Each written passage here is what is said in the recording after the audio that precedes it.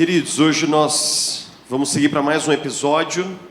Se minha conta estiver correta, é o 8º episódio de 50 episódios sobre a vida do nosso peregrino.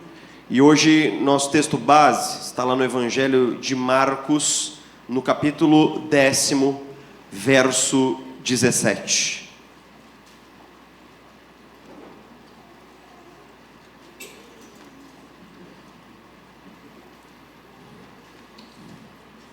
Evangelho de Marcos, capítulo 10º, verso de número 17. Esse texto se trata de um dos encontros mais conhecidos de Jesus no Novo Testamento, que é o encontro de Jesus com o jovem rico. Marcos 10, 17, nós lemos assim: Quando Jesus ia saindo, um homem correu em sua direção e se pôs de joelhos diante dele e lhe perguntou: Bom mestre, que farei para herdar a vida eterna? Respondeu-lhe Jesus: Por que você me chama bom? Ninguém é bom, a não ser um, que é Deus.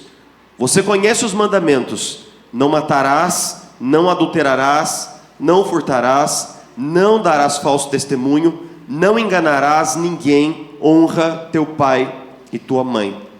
E ele declarou: Mestre, a tudo isso tenho obedecido desde a minha adolescência. Jesus olhou para ele e como diz o texto aí, e o amou. Falta-lhe uma coisa, disse ele: vá, venda tudo que você possui e dê o dinheiro aos pobres, e você terá um tesouro no céu. Depois venha e siga-me. Diante disso, ele ficou abatido e afastou-se triste, porque tinha muitas riquezas. Jesus olhou ao redor e disse aos seus discípulos: como é difícil aos ricos entrar no reino dos céus. Se você nos visita hoje, eu quero te dar um contexto mínimo para você poder entender o que nós estamos trilhando ao longo desse ano aqui na nossa comunidade. Inspirados pelo clássico de John Bunyan, O Peregrino, nós estamos esse ano com o tema A Jornada do Peregrino, do Sucesso ao Sentido. E diferente do peregrino de Bunyan, que é um cristão e que percorre um trilho da cidade da perdição para a cidade celestial, nosso peregrino, ele vem peregrinar aqui em São José dos Campos, ele peregrina no Aquários, ele é um peregrino da nossa cultura.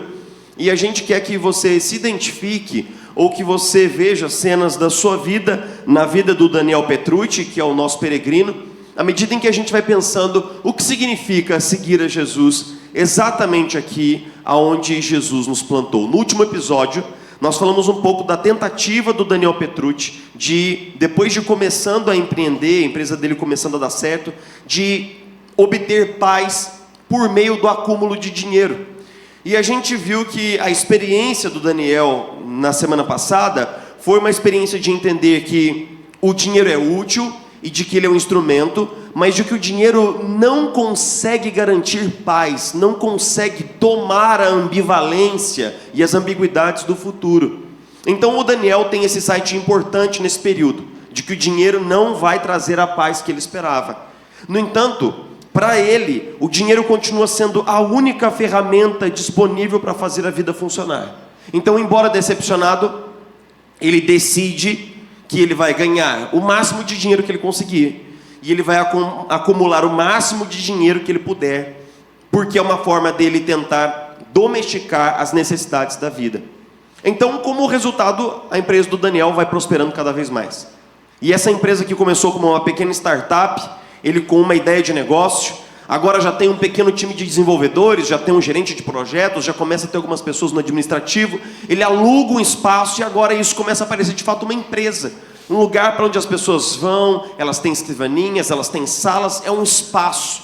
O nome do Daniel começa a se tornar conhecido, o seu software começa a se tornar cada vez mais utilizado, e agora a gente começa a ter um novo momento em que o Daniel começa a trabalhar com uma equipe. É engraçado que, num determinado dia, ele recebe uma ligação de um cliente, um representante de um cliente muito importante.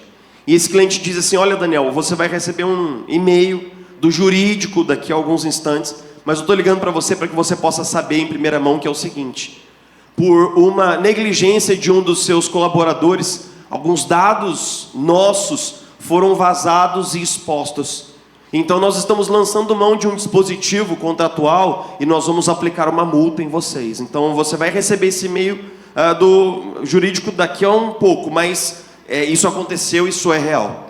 E o Daniel ficou surpreso com aquela notícia, em especial impactado pela ideia de uma multa. Então ele pergunta, mas quem é a pessoa que está cuidando da conta de vocês? E o cara respondeu, é o Miguel. O Miguel cuida da nossa conta. O Daniel bateu imediatamente o microfone.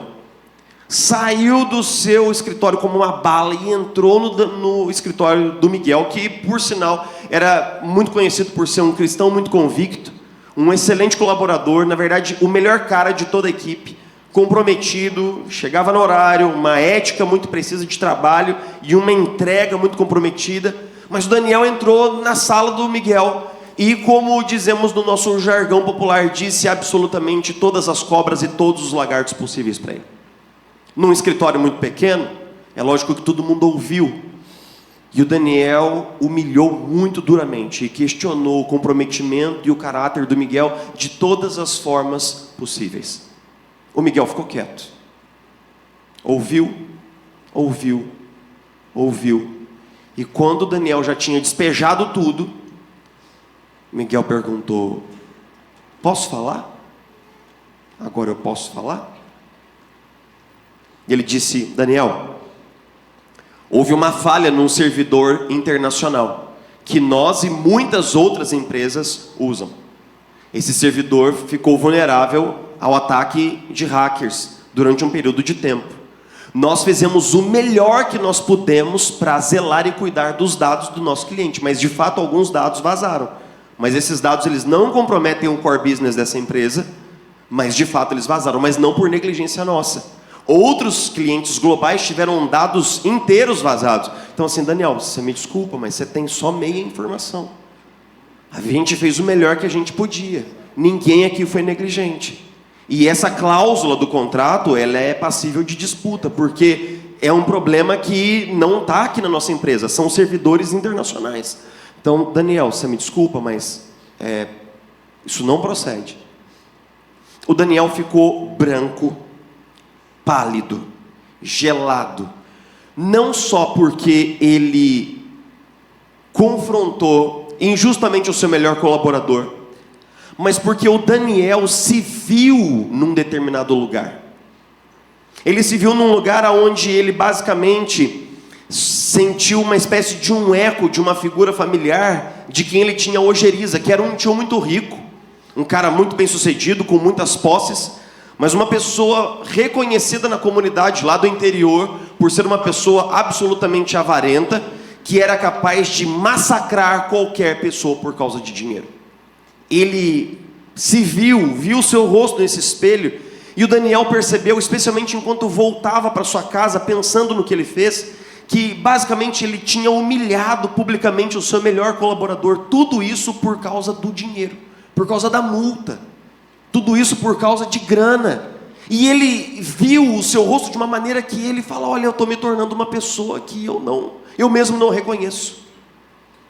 Sabe o que o Daniel pensou nesses dias?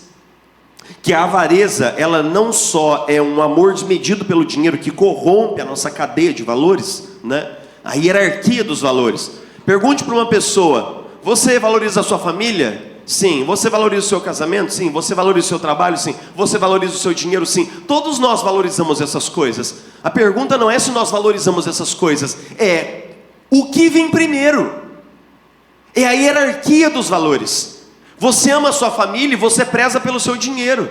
Mas a questão é o que vem antes, o seu cônjuge ou o seu dinheiro? Seus filhos ou o seu dinheiro? Sua espiritualidade ou o seu dinheiro? E a grande questão é que a avareza, ela não só torce o conjunto de valores, ela simplesmente corrompe a hierarquia dos valores, mas sutilmente ao longo do tempo a avareza corrompe o próprio coração, porque molda não apenas valores e prioridades, mas corrompe a ética, distorce princípios e faz com que ao longo do tempo nós venhamos a nos tornar pessoas que nós não gostaríamos de nos tornar. A experiência do Daniel não é só do Daniel. Muitas pessoas podem não perceber, mas elas têm uma relação com o dinheiro, de tal forma que o amor exagerado pelo dinheiro começa a deformar o coração. E note que eu não estou falando de quantidade de dinheiro, isso não importa tanto. Muitas pessoas que eu conheço são pessoas muito bem-sucedidas financeiramente e tão desapegadas do seu dinheiro que elas chegam até a me... chegam a impactar a minha vida com isso, com esse nível de generosidade.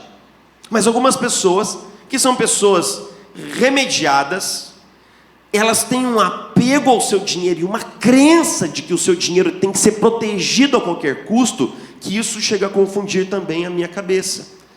Então a pergunta da reflexão de hoje não é quanto dinheiro você tem, não é quanto dinheiro você possui, mas é quem é dono de quem. Somos nós que possuímos nosso dinheiro, ou o nosso dinheiro que nos tem de alguma forma. A pergunta não é o quanto você tem, a pergunta é quem você serve. Nós estamos numa das histórias mais conhecidas do Novo Testamento, o encontro de Jesus com um jovem rico. É precisamente o evangelista Mateus que nos diz que esse cidadão é jovem. Esse adjetivo ele não aparece na história de Marcos, e Lucas vai dizer que ele é um líder da sua comunidade. A história como Marcos a conta é uma história muito interessante, mas é um texto também um pouco capcioso, porque ele tem alguns pontos difíceis de interpretação. Quando o texto começa a dizer assim: veio um homem e se jogou aos pés de Jesus, reconhecendo provavelmente ali a posição rabínica de Jesus, a posição de Jesus como um mestre que nessa altura já era muito publicamente conhecido, e ele diz assim: bom mestre, que farei para herdar a vida eterna? A primeira coisa que Jesus responde a ele não é o teor da sua pergunta, mas Jesus pega as palavras desse homem e Jesus lança uma frase de retorno que é quase enigmática. Ele diz: por que você me chama bom? Ninguém é bom senão Deus, só Deus é bom. E isso nos coloca uma dificuldade de interpretação, porque a primeira ideia que nos vem à cabeça é que pode ser que Jesus esteja dizendo, em primeiro lugar, que ele não é tão bom quanto Deus, que ele não é bom essencialmente, ou que ele não é bom assim como Deus é. E isso, na verdade, chama a nossa atenção. Walter Wessel, que é um erudito e um dos maiores comentaristas de Marcos, ele diz assim: Jesus propõe, na hora zero desse encontro, um confronto com esse homem, dizendo assim: se você me chama bom, e se você me chama mestre, então você tem que saber o que isso significa. O que significa, se você reconhece uma bondade divina na minha vida, então você vai ter que encarar aquilo que eu vou te exigir nos próximos instantes. É como se Jesus dissesse assim: se você me chama de mestre, então nós temos que agora entender se você está levando isso a sério. Bom mestre, é isso mesmo que eu sou para você? Bom mestre, é esse o lugar que eu ocupo na sua vida? Porque daqui a pouco eu vou te exigir algo como bom mestre. Walter Wessel vai dizer que Jesus basicamente está confrontando a superficialidade da linguagem desse homem e está perguntando se esse homem realmente reconhece algo divino em Jesus, e se ele realmente reconhece que Jesus é o seu mestre, porque então em seguida Jesus emitirá uma exigência. E o que é que Jesus exige desse homem? Existe um detalhe aqui textual, e Marcos é um redator muito preciso que coloca determinadas palavras miúdas, muito miúdas, nas trincheiras das suas narrativas, mas essas palavras elas são muito significativas. Quando você compara as 3 vezes que essa história aparece em Lucas, Mateus e Marcos, você vai descobrir que Marcos é o único que coloca um detalhe que diz o seguinte: que quando Jesus responde a esse homem assim: você conhece os mandamentos, não matarás, não adulterarás, não darás falso testemunho, e ele segue. Todos os mandamentos que Jesus cita, eles são basicamente o que nós chamamos de a segunda tábua dos 10 mandamentos. Porque basicamente nós temos os mandamentos de 1 a 4, que falam sobre a relação do israelita com Deus. E nós temos os mandamentos de 6 a 10, que versam sobre a relação do israelita com o outro israelita. Jesus aborda todos os mandamentos horizontais. Ele fala sobre tudo aquilo que o israelita deve viver como parte dos 10 mandamentos na sua relação de uns com os outros. Jesus omite estrategicamente a parte dos mandamentos em relação a Deus. Ele fala assim: olha, você tem que viver isso daqui. E ele responde: eu tenho vivido isso tudo desde a minha adolescência. O que quer dizer que esse cara era profundamente religioso, era um homem extremamente ilibado e tinha uma bússola moral profundamente apurada. Tudo isso desde a minha adolescência eu tenho vivido. E então o texto diz assim: então Jesus olhou para ele e o amou. Eu quero que você pense um pouco sobre isso, porque nós sabemos que Jesus ama as pessoas que estão à sua volta. Nós sabemos que Jesus amava os seus discípulos, mas são raros os textos em que o autor coloca com tinta e caneta: Jesus olhou para alguém e amou fulano. Na verdade, esse texto é raro. Em determinado momento você vai descobrir que essa frase, Jesus amou ciclano, é uma frase bastante rara nos evangelhos, mas ela aparece aqui. O texto diz que Jesus olhou para esse homem, viu a sinceridade do seu coração e o amou. E como resultado desse amor, Jesus fez uma exigência. Que exigência? Vá, venda tudo o que você tem, doe tudo aos pobres, vem e me segue. Pensa um segundo no que Jesus está demandando desse cara. Sabe o seu carro que você gosta tanto? Vende, passa nos cobres. Sabe aquele violão pelo qual você tem muito carinho? Vende. Sua coleção de livros, venda todos eles. Aquela prataria que você recebeu da sua avó de presente, sabe aquela louça que você guarda e que você nunca usa, que está lá no canto? Venda absolutamente tudo. Aquelas peças de roupa pelas quais você tem tanto carinho, venda todas elas. Aquele souvenir que a sua sogra te trouxe de uma viagem do Nordeste, aquilo doa, porque não tem como vender. Sabe aquele travesseiro que você tem há muitos anos e que quando você viaja, você leva aquele travesseirinho assim, meio que escondido na mala, porque o travesseiro do hotel não é tão bom quanto o seu? Vende ele também, vende tudo. Tudo.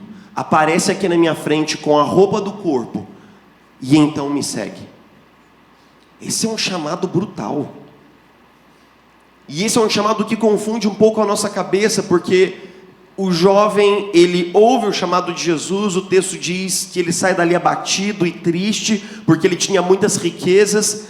Aqueles que estão à volta assistem essa cena, e Jesus emite um parecer final dizendo assim: é muito difícil para um rico entrar no reino dos céus.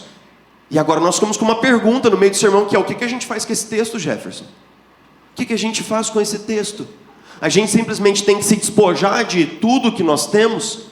A gente tem que sair fazendo pigs para tudo quanto é lado e dissipar tudo que nós temos, porque existe uma demonização da riqueza? Ou existe uma virtude intrínseca na escassez e na pobreza? É virtuoso e santo ser pobre automaticamente? É problemático e pecaminoso ser bem-sucedido financeiramente automaticamente? Sobre o que esse texto fala e como é que a gente lida com esse convite de Jesus? Primeiro a gente tem que situar o que está acontecendo aqui. E a gente tem que entender que, embora Jesus tenha omitido os mandamentos em relação a Deus, quando ele diz assim: mestre, o que farei para herdar a vida eterna? Não matarás, não adulterarás. Jesus omite os mandamentos relativos a Deus nesse trecho. Mas em determinado momento, Jesus quer expor que o coração daquele homem não estava sendo fiel para com Deus. E de que o mandamento da idolatria não estava sendo respeitado no coração desse homem.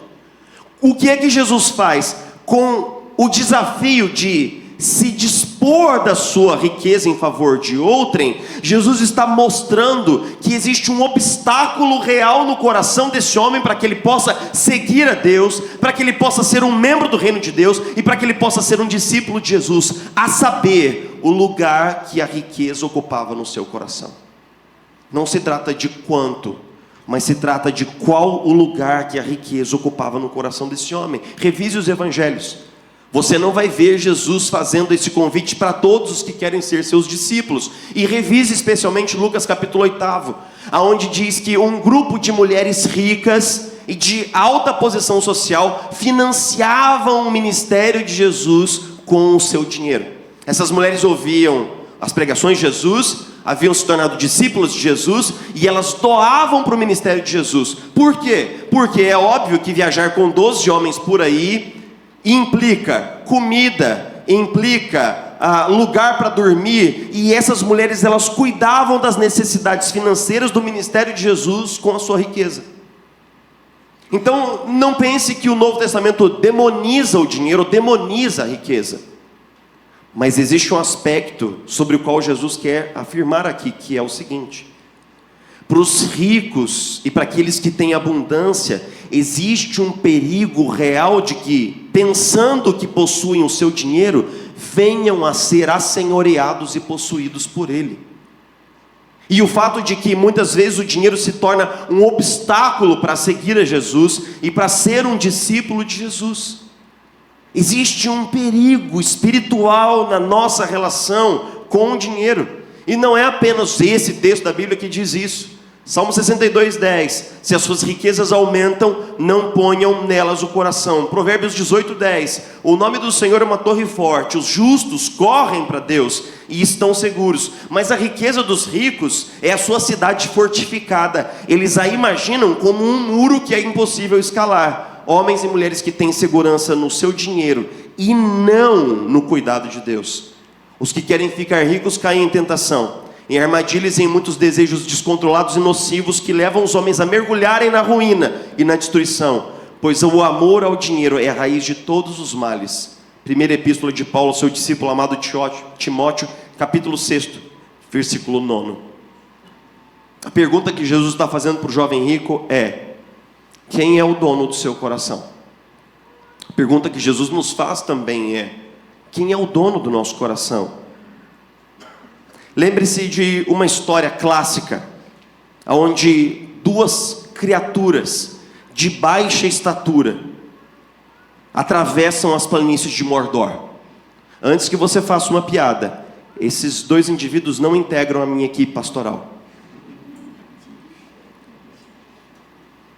Frodo, Bolseiro e Sangag, Samwise Gamgee, são guiados por Gollum por meio do território das Minas Morgul. Para onde eles estão indo? Para a lendária Montanha da Destruição. E por que eles estão indo para lá? Porque é apenas na Montanha da Destruição que Frodo poderá destruir o famoso anel, o precioso, aquele anel que é o fulcro da história famosíssima contada por Tolkien. Em O Senhor dos Anéis, a narrativa gira em torno desse anel. E esse anel ele tem uma característica peculiar. Ele concede determinadas capacidades, determinados poderes àquele que o possui. E, no entanto, ele também exerce uma influência peculiar sobre aquele que o possui. Ao longo da história, nós vamos descobrindo uma espécie de um dilema e de uma tensão. Mas essa tensão ela se concretiza num lance final da história. Sabe por quê? Porque depois de tanto sofrimento, depois de tantas renúncias, depois de tantos perigos, depois de tantos sacrifícios, Frodo se apresenta na montanha de destruição com o anel na mão. E ele está prestes a jogar o anel na lava que vai destruir o anel. Nesse exato momento ele ergue o anel e ele diz: não! A escolha é minha! E eu decido ficar com o anel. E nesse exato momento, você que lê a história ou assiste o filme, você fala assim: mas o que está acontecendo? Toda a história e toda a carreira culmina para que Frodo possa chegar ali e jogar o anel. Nós vamos descobrir que existe uma sutil delicadeza na história, que é a seguinte: aqueles que pensam possuir o anel serão possuídos por ele. O anel inverte o senhorio. Todos aqueles que tentam se assenhorear do anel são assenhoreados por ele. E a palavra é assenhorear mesmo. Porque pense comigo o que é ter posse de alguma coisa. O que é dizer que isso daqui é meu. Dizer que isso daqui é meu quer dizer que eu sou o dono disso daqui. Eu posso dispor isso aqui, eu posso queimar isso aqui, eu posso doar isso aqui, eu posso fazer o que eu quiser, porque é meu. Eu sou o senhor desse objeto. Mas a grande questão em relação ao dinheiro é que quando eu penso que sou o dono do meu dinheiro, ele vai ocupando um lugar no meu coração e ele se assenhoreia de mim. E ele me coloca numa condição de ser o seu servo, é uma condição absolutamente escravizante e muitas vezes desumanizadora. Quando o dinheiro exerce senhorio, poder, domínio e controle sobre o nosso coração, então nós pensamos possuir, mas na verdade estamos sendo escravizados. Assim como acontecia com o anel. Então nós vamos encerrar essa reflexão com 3 perguntas breves e 3 afirmações breves. 3 perguntas breves. Qual é a primeira pergunta? O que eu sinto quando o meu dinheiro é ameaçado? Eu quero que você pense um pouco sobre isso. Porque os nossos afetos, eles falam muito sobre nós. Por exemplo, é ruim quando um projeto seu é interrompido? É ruim quando sua empresa começa a ter déficit mês a mês seguido? É ruim quando você tem uma diminuição salarial? Ou é ruim quando basicamente você começa a perder clientes? É ruim quando o seu negócio começa a ir de mal a pior? É muito ruim. Mas explore um pouco os sentimentos, porque eles nos ajudam a identificar ou a diagnosticar onde realmente está o nosso coração em relação ao dinheiro. Porque veja bem, é ruim, pode ser desconfortável ter que abaixar o padrão de vida. Com certeza é. Com certeza é. É ruim você ter que começar a ir no supermercado e fazer contas de coisas que você antes não fazia contas. Com certeza é. É ruim você ter que colocar cada centavo numa planilha sob o efeito de rastrear o que você ganha, porque a coisa começa a ficar muito estreita e apertada. Existe um desconforto inegável aí. Mas o que é que nós sentimos? Nós sentimos desconforto e um certo pesar, ou nós sentimos algo mais? Será que nós sentimos no final das contas ira, medo, ansiedade, descontrole e dureza? O que é que os nossos afetos falam sobre o nosso relacionamento com o nosso dinheiro? A segunda pergunta é: suas decisões mais importantes têm sido guiadas pela vontade de Deus ou pelo dinheiro? Aqui o foco não é tanto ter ou não ter dinheiro, mas investigar se nós estamos sendo governados por ele. A pergunta me ajuda a discernir se o dinheiro virou um critério silencioso de decisão na minha vida, onde trabalho, agenda, generosidade, descanso, família, igreja, vocação são decididos com base não na vontade de Deus, mas no dinheiro. Quando eu recebi um convite para ir para o Rio de Janeiro, ser pastor lá e ficar mais perto da minha então noiva, isso implicava na hora zero aceitar um déficit, uma diminuição de 60% do meu salário. Eu ia ganhar bastante menos num lugar que o custo de vida era bem maior. E aí então eu compartilhei isso com um amigo bem próximo. E ele falou assim: o que você está fazendo? Eu vou para o Rio de Janeiro, vou ficar perto da Isabela, agora a gente vai começar a se ver todo final de semana. Quanto vai diminuir o seu salário, você falou? 60%, uns 60%, 65%. Ele falou: você está fora da sua casinha. Você precisa tomar remédio, você não está bem, o que você está fazendo com a sua carreira? Eu falei: não, mas é um sonho, é a gente construir, seguir com o nosso projeto de família. Não, cara, você está acabando com a sua carreira, você provavelmente nunca mais vai voltar a um ponto bom da sua carreira, esquece disso. Pelo amor de Deus, deve ter outra pessoa aí, na sua cidade aí, que vocês vão se dar bem. Basicamente, na cabeça dele, eu tinha que encontrar uma outra pessoa para não ter uma perda financeira. Porque eu conheço essa pessoa de perto, ele é um amigo de longa data, o Deus da vida dessa pessoa é o seu dinheiro. E as decisões são decisões todas de custo-benefício. Quanto custa? Quanto me beneficia? É assim que se vive. A grande questão é que, quando o dinheiro está assentado na cátedra das decisões da nossa vida, é difícil escapulir da ideia de que ele está mandando em nós. Terceira e última pergunta. O seu dinheiro está te tornando uma pessoa mais livre para amar e servir, ou mais dura, ansiosa e centrada em si mesmo? Eu fico admirado de saber que muitas pessoas, quanto mais dinheiro elas têm, pior elas se tornam. Mais impiedosas, mais duras e cruéis elas se tornam. O dinheiro não as capacita para serem generosas e para doarem mais. Afinal de contas, Deus tem me dado abundância, e essa abundância pode alcançar a vida de outras pessoas. Não, elas passam a ficar ainda mais sedentas daquilo que elas já dispõem, porque, como diz lá o texto de Provérbios, aquele que ama o dinheiro nunca terá o suficiente. Conheço uma pessoa avarenta, e ela nunca vai agradecer pelo que tem, ela vai reclamar pelo que ainda falta e pelo que ela ainda almeja. Fala, mas esse cara é rico, ele tem 12 fazendas no nome dele, mas ele pensa na 13ª. E quando ele comprar a 13ª, ele vai começar a imaginar como seria ter 30. E esse jogo nunca para, porque quem ama o dinheiro jamais terá o suficiente. Pense um pouco na nossa casta de políticos no Brasil. Pense em todos os benefícios que esses caras têm, e pensem que eles ganham pelo menos 40 vezes a mais do que a média da renda per capita do nosso país. E agora pergunte-se por que um sujeito desse lança mão daquilo que existe nos nossos bolsos para suplementar aquilo que é um salário tão sofrido de 50, 60, 70 mil. Porque quem ama o dinheiro jamais terá o suficiente. Eu vou encerrar com 3 afirmações. Ou o dinheiro fica aos pés de Cristo, ou o coração ficará aos pés do dinheiro. E não existe muita coisa no meio disso.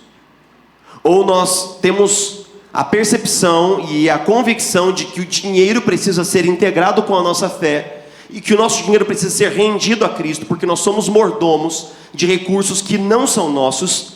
Ou nós rendemos o nosso dinheiro a Cristo, ou o nosso coração será rendido aos pés do dinheiro. A segunda afirmação é: o dinheiro é um excelente servo, é um servo útil, mas é um péssimo senhor, porque quando o dinheiro se torna o nosso mestre, ele exigirá de nós sacrifícios incontáveis e indizíveis para que possamos mantê-lo no trono. E nós teremos que sacrificar casamento, filhos, família, saúde, amigos, igreja, espiritualidade e absolutamente tudo para manter o dinheiro no trono. Excelente servo, péssimo senhor. E última afirmação: conhecer e caminhar com Jesus deve transformar a maneira como nós lidamos com o nosso dinheiro. Martinho Lutero falava sobre as 3 conversões que o camarada precisava ter.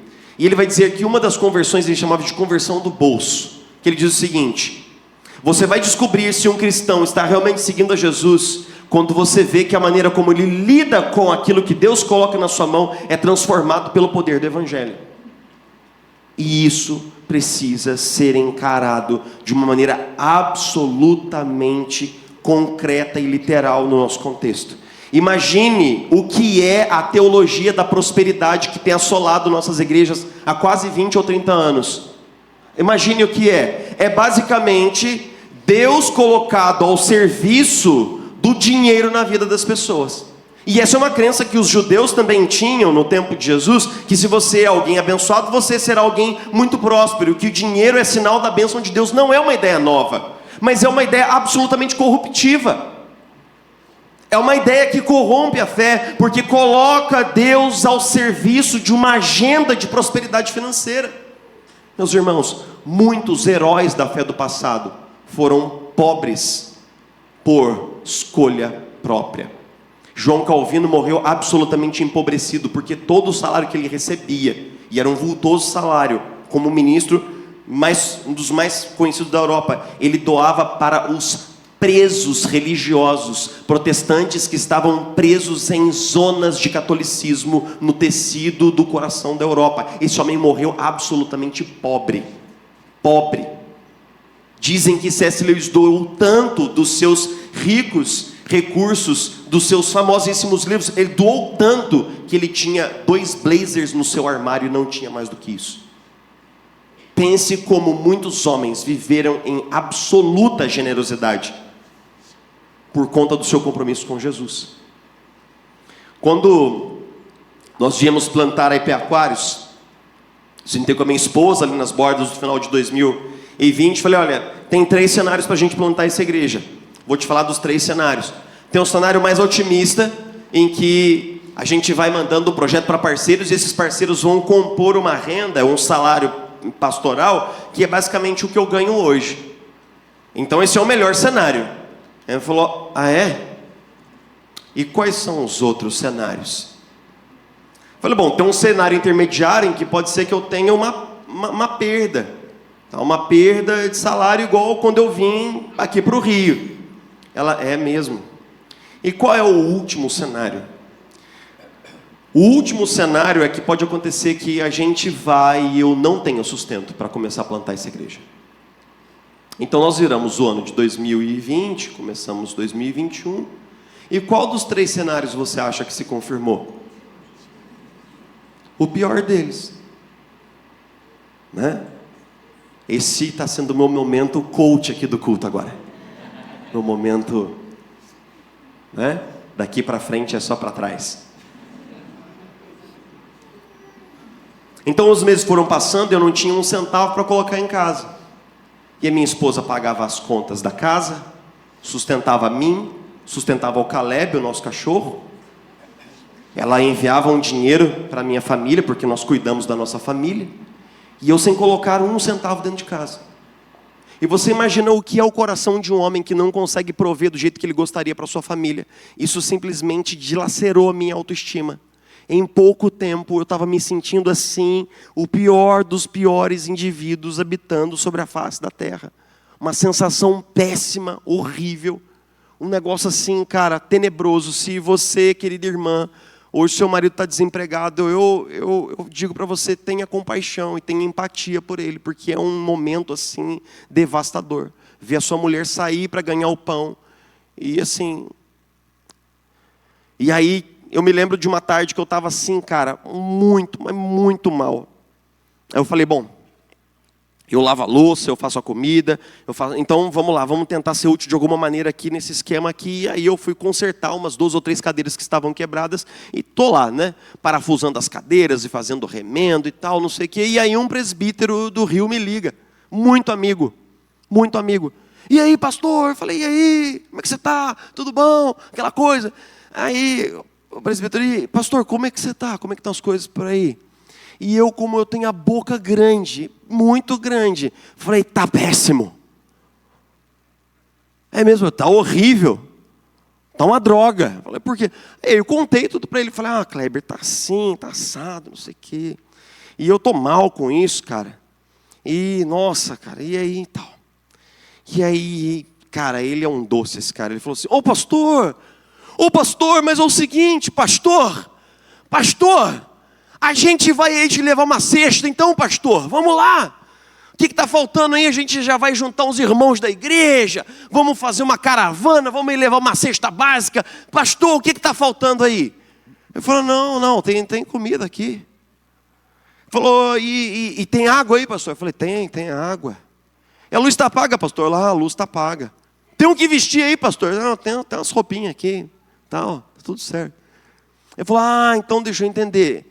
Vocês estão providos, então, de alguma maneira? Eu falei, estamos. Ele falou, pastor, então é um problema de confiança e de ego.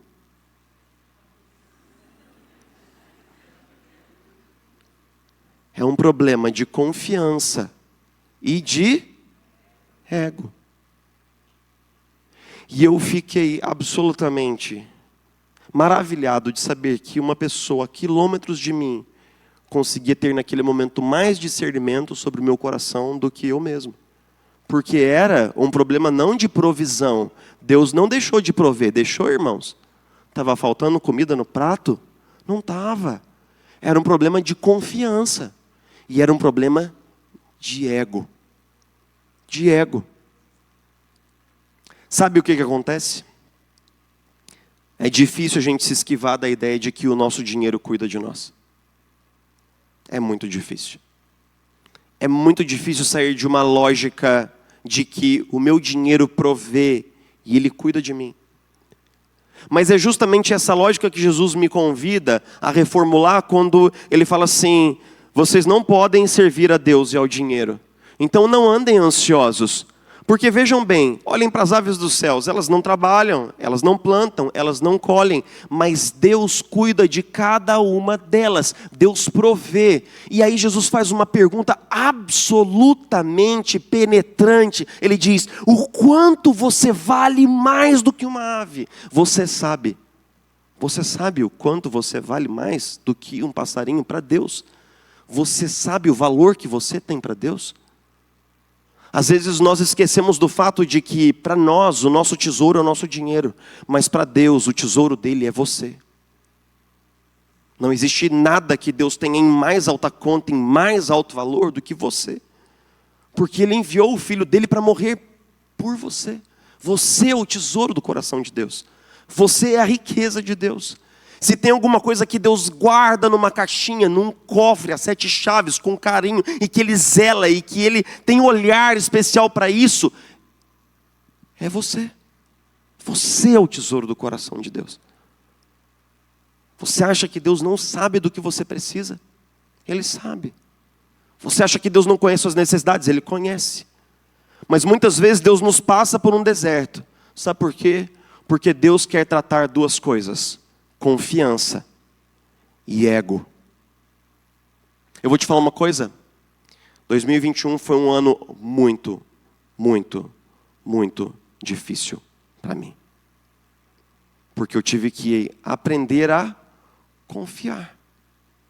As pessoas me perguntam hoje assim: pastor, se alguma coisa acontecer e a IP Aquários tiver que sair daqui, e aí o que vai acontecer com o futuro da nossa comunidade? Eu falo assim: olha, eu não sei, eu não preciso saber. Porque eu nem sei como é que nós chegamos até aqui, então eu não preciso saber como é que nós vamos seguir daqui adiante. Porque acredite em mim, há uma coisa que eu aprendi nesses anos. Nós precisamos aprender a colocar a nossa confiança nas mãos certas. E é nas mãos de Deus que nós temos que colocar. Jesus, obrigado. Obrigado de verdade. Porque muitos dias e noites o nosso coração ainda jaz seduzido pelo dinheiro e pelas promessas que Ele faz para a nossa alma. Promessas de um futuro melhor. Promessas de que Ele pode mudar o nosso casamento. Promessas de que Ele pode trazer paz. Promessas de que Ele pode cuidar inclusive dos nossos filhos. Mas Jesus, essas promessas são eivadas de mentira. Porque o nosso dinheiro não pode cuidar de nós. Ele não conhece o nosso coração. E Ele nem pode ser a presença consoladora nas horas difíceis.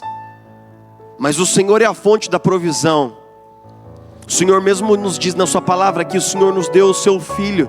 E como o Senhor não nos dará com Ele juntamente todos e de graça todas as coisas? Aquele que fez o maior é capaz de fazer o menor. Então, Senhor, move a ponteira do nosso coração na direção correta nessa noite, para que nós possamos confiar no Senhor. E no fato de que o Senhor cuida de cada ave que está agora nos céus, o Senhor cuida muito mais de nós, por quem Jesus morreu numa cruz. Nos lembra, Senhor, quem somos para Ti. Porque o dia em que nós soubermos quem somos no Seu coração, então todo medo será repelido da nossa vida. Então todo medo será lavado do nosso coração. E nós poderemos finalmente descansar no Senhor. Obrigado, Senhor, por cada centavo de real que o Senhor coloca no nosso bolso. Porque é o Senhor que provê. E obrigado também pelo fato de que o nosso dinheiro, Ele foi nos dado para que nós pudéssemos cuidar dele, para que nós pudéssemos usá-lo para o impulsionamento da obra de Deus, porque nós somos mordomos de coisas que não são nossas. Senhor, nós vivemos sob uma ilusão de ótica de que temos e possuímos, quando na verdade coisas nos foram emprestadas por um período de tempo, enquanto nós somos os administradores dessas coisas que nos foram emprestadas, nos dê um profundo senso de mordomia, um temor e uma gratidão de que, Senhor, tudo é teu, Jesus. Nós queremos fazer essa profissão de fé. Nós queremos desalojar o ídolo e o Deus do dinheiro, não só do nosso tempo, de todos os tempos, mas especialmente do nosso tempo e do nosso bairro. Nós queremos desalojar esse falso Deus e dizer: Pai Celestial, tudo é teu. Tudo é teu na nossa vida. Nós somos teus. Nossa família é tua. O lugar onde moramos é seu. O carro que nos trouxe até aqui é seu. Tudo é seu. Tudo é para a sua glória. Obrigado, Jesus. Obrigado, Jesus. Obrigado, Jesus. Obrigado, Jesus. Obrigado, Jesus. Obrigado, Jesus. Obrigado, Jesus. Obrigado porque o Senhor tem sido maravilhoso. Tem sido provedor, tem sido fiel, amigo, companheiro, tem sido tudo para nós. Faz com que o nosso coração esteja no lugar certo. Faz com que o dinheiro esteja no lugar certo no nosso coração. Nós oramos, te damos graças, fazemos isso em nome de Jesus. Amém.